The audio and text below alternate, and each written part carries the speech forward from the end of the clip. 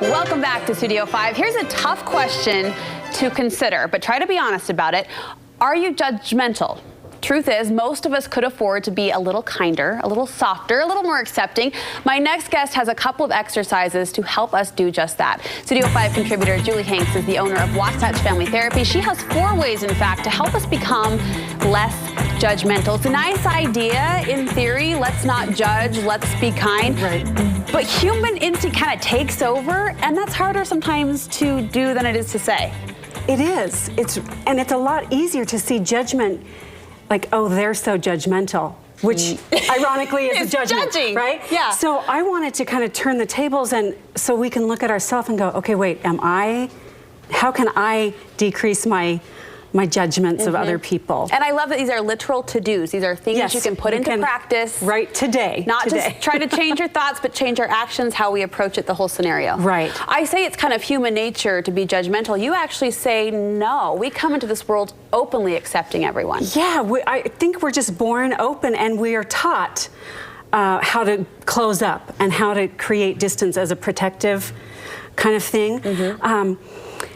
So cultivating empathy is really important, and we can do that with our kids, but with ourselves. So if you catch yourself saying something like, I can't believe she chose to go back to work after she had a baby. I could never do that. You might go, okay, how can I use this to cultivate empathy? Which is get curious. Ask her, tell me how you came to that decision? That, get curious about it. Put yourself in her shoes. Either way it goes, that's a difficult decision. Try to think, what would that be like? Right. And I love the point to ask questions. I do that for a living, so it comes a little more naturally. I've been accused of being an interrogator at times, but the more layers you peel back, the more you learn about somebody. And in the process, don't you think you learn a lot about yourself and how your thoughts are wrapped around their actions and decisions? Yes. So practicing self-reflection. So when you catch yourself thinking or saying judgmental things, turn it back on yourself and think, what does this mean about me? What can I learn about me? Because it's always about you, not about the other person. What would be an example of where we could put that self-reflection into play? Okay. She spends so much money on her appearance. I mean, she's just all about how she looks. Okay? Yeah. So I can go, what does that have to do with me? Right, holding up that mirror. Am I jealous? Do I wish I wish I looked like that? Or does she remind me of, my old next door neighbor who was really unkind to me as a child?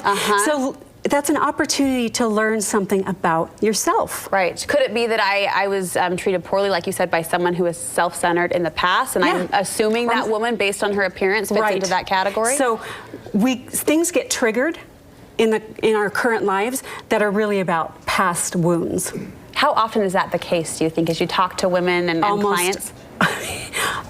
So often we're not even relating to the person we're sitting and talking with. We're relating to our image of someone from the past that reminds us, and that works in good ways too. I mean, that's part of like falling in love. And we should do a segment on that. We should. But yeah, we can learn about ourselves and, wow, what does this remind me of? When have I felt this way before? When have I felt threatened or jealous or whatever that emotion is? You point out a lot of times judgmental behavior or thoughts or actions towards someone else comes when we try to look at our differences instead of what we have in common. Yeah. So it's human nature to look at differences, to notice differences. I forget the author, but he talks about the missing tile syndrome. So if you walk into a room and you look up and there's one tile missing, you notice the missing tile. You don't notice all the ones that are there. So we notice difference first, how people are different from us. So it takes some actual conscious effort to seek what's common, seek common ground. Yeah, I take my 2-year-old to Target a couple days ago, and she's pointing out, well, he's in a wheelchair. Why is he? She's noticing, just in her innocent 2-year-old mind, all of these differences. So that comes in us. So you're saying we have to train our brain to look for the similarities. Right, and sometimes that can lead into judgment, seeing the difference. Oh, so an example, I think that happens a lot in Utah might be, did you see our neighbor? He was mowing his lawn on Sunday. because for a lot of people in Utah, Sunday is the Sabbath, and you don't do that. A sacred special day. Right, right. And so, so that's the difference, right? He's not at church, I am, you know, kind of goes back to the ranking we talked about last segment in the comparison segment. But so practicing, like what's common about that? Oh, wow, I'm so grateful that I have a neighbor who cares about their lawn like I care about my lawn. Or, you know, if it's difficult to find something that's common, we can always go back to all human beings have experienced suffering. Period. So, period. Yeah. That's what we all have in common. And so, if you ask yourself, I wonder what his current challenge is right now, you know? And that's part of cultivating the empathy too.